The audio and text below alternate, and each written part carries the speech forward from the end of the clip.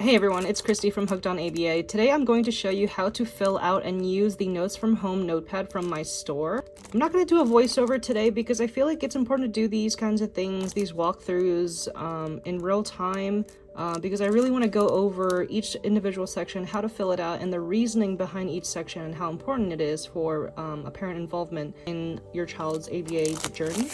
So when you receive your notepad, this is exactly how it's going to come, with the exception of 2 magnets. This is the prototype. This is what I use for all my demos. And what you're going to get is only 1 magnet because I realize these magnets are actually really strong. They don't require 2. So when you get it, you will only have the 1 magnet on top. This was just overkill. So first off, to explain this notepad, I decided to go with like a winter kind of theme because by the time I launch this store, it should be during the winter time, November-ish time, and every season or every 2 months there might be like a new design. So let's go ahead and fill out our child's name. I'll fill out my name. And I'm going to frame this in a way that applies to me, and you should be able to get an idea of how to actually fill this out for your child every single day, or every other day, or however often you want to do it. So in the first section here, you see the successes and the challenges. This is really important for parent reflection because every day should have a combo of the 2. While it's really easy to recognize the challenges because they're in your face, it's also really important to start with the successes. That is always the most important. That's why I put it on the left side rather than doing challenges and then successes. I want you guys to really focus on the successes because sometimes that's all we can cling on to at the end of the day. So successes for me: got to work on time. As you can tell, it is really hard to find successes, but it's important to do. It's a really important practice. Able to hit goals at work, finished lunch in time. So the finished lunch in time, I just have a very short lunch going from client to client, so it's a little hard for me to eat lunch, but today I started lunch right on time and I finished lunch right on time. Challenges. Don't tell the feds, but forgot wallet. This stressed me out so much. I never forget my wallet, but yesterday I had to do something for tax purposes and I had to bring my wallet upstairs to my room, and I never brought it down that night or in the morning, so that was really stressful. That was a challenge for me. Lost temper. And I'm just gonna be so real, even though I work with kids and I should be a professional at it, sometimes I can't hold it in. Sometimes I legitimately have to take a step back. I have to take a breather before I can resume work because I'm working with someone else's kid and they deserve my best and they deserve my best state of mind. Truth be told, I lost my temper today. Scary drives. Now we move on to our bottom section here. I want to say this is our main section because this is the section that your RBT or your BCBA will want to know when you go to them about certain issues. And we call this ABC data, which is your antecedent, behavior, and consequence. But I framed this in a way that works for a parent's perspective. So antecedent is what happened before. So what happened before the behavior happened, what led to that behavior happening. But I decided to put the behavior first. And the reason why I put the behavior first, because like I said, it is very easy to recognize and notice challenges. So I'm gonna go ahead and write a behavior that I did that stood out to me. So let's tackle scary drives. So my behavior that I remember doing on my drive was I kind of yelled. Felt heated. A really important note about the behavior when you're identifying it, it has to be observable, meaning it has to be something that you can literally see with your own eyes and describe it. Stuff like feeling heated, I can put that for myself because I felt it, but if you were to say like, oh, my child was heated, that's not exactly the right thing to jot down for behavior because you don't know if they're heated. Really? Did you check their temperature? Now for kids, that could look like they dropped to the ground, they knocked a cup of water off the table. Those are things that are observable. Those are things that actually happen that you're like, whoa, whoa, whoa, whoa, whoa. Take 5. We go on to what happened before. That is your antecedent event. What happened before the behavior. So what happened before me yelling and feeling heated was car almost hit me.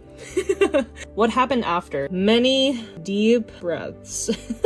The reason why this section is really important, why this is the main section, is that when you bring this to your RBT or your BCBA, they'll take a look at it and be like, okay, this is the behavior. What maintains that behavior? So this is your consequence. Whether it be the right consequence or the wrong consequence, it is what is going to maintain that behavior. So for example, if your child's behavior was yelling and you listed what happened before, adults were in conversation, and what happened after they yelled, you told them to stop. When a BCBA or RBT looks at this, and you're telling that BCBA like, hey, my child's yelling, what can I do to stop that? What the RBT and the BCBA is going to look at that, they're going to see that it is hypothesized or potentially because you guys were in a conversation, meaning the yelling could have been a result of you guys being in a conversation. And the child is learning that I have to yell to get these people's attention. I have to yell to get my mom and dad's attention. Now, what happened after is that you told them to stop yelling. That actually plays into the behavior. That actually might teach the child that yelling works, right? Obviously, we don't want that, but that is the reality. What helps this chart here is to be brutally honest. Don't sugarcoat it. We make mistakes, we learn from them. Because if you can clearly track the before and after of a behavior, your BCBA can actually program reactive strategies and antecedent strategies much better if you clearly state and don't sugarcoat it, don't fluff it to make yourself look good in any way. We're all human, we make mistakes, we learn from them, right? Another important detail about this ABC chart is that behavior doesn't necessarily have to mean bad, because we're so used to when we use the word behavior, it's always in a bad connotation, like a negative connotation, but that's in the ABA world, that's not necessarily true. Behavior is literally just anything that your child does, right? Anything that you can observe, anything that you can measure, anything that they do. That is how you would fill out the behavior, what happened before and what happened after chart. Then the bottom sections are really just for your kind of reflection, things I've noticed. It can literally just look like this. My son likes Cheerios. If your child has some difficulties with food acceptance or have difficulties with trying new things, but then one day out of nowhere they like Cheerios, you might write that down. My son likes Cheerios now. And this is great to communicate to your therapist as a potential reinforcer that they could use during therapy.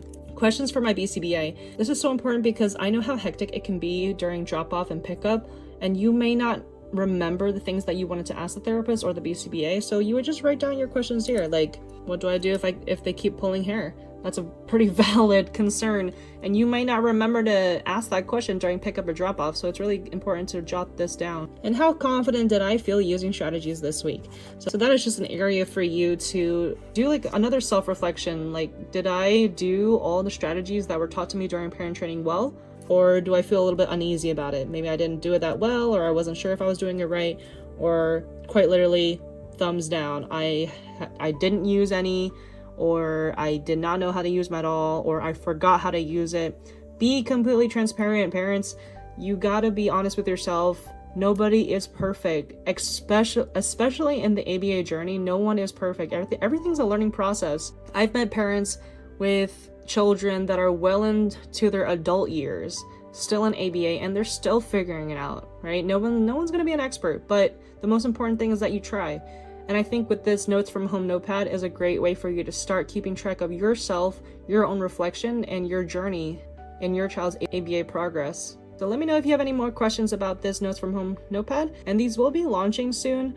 I don't have a launch date yet for my store. I'm still working through some legal matters, but soon they will be. But yeah, that is the Notes from Home notepad, and when you're done, you just rip it off and start anew for a new day. And once again, these are magnetic, and they do stick to the magnets so that you can quickly jot them down whenever you're in the kitchen or whenever you're getting ready for bed. You jot it down really quick and then rip off a page and put it in your kid's backpack, and they are good to go for the next day. Let me know if you guys have any more questions, and I will see you guys in the next one.